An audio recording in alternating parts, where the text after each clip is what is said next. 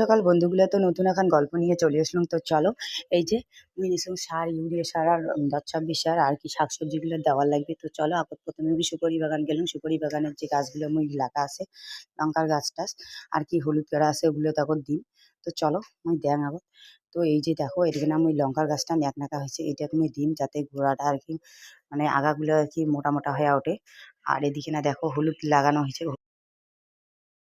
হলুদ হলুদ হলুদ লাগানো হয়েছে ওই জায়গাখানে তো দিয়ে দিলাম, কারণ গাছগুলো যাতে তাড়াতাড়ি আর কি মোটা মোটা হয়ে ওঠে আর কি। তোমরা তো জানেন ওগুলো গাঁজা হাতে মুই গাচ্ছুম।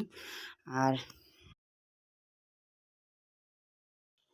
তো গাইজ দেখো, হিল্লে শাকসবজি তো মুই আর কি দিয়ে দিলুম আর কি, যাতে গাছগুলো আর কি ডগাগুলো আর কি তাড়াতাড়ি আর কি বড় বড় হয়।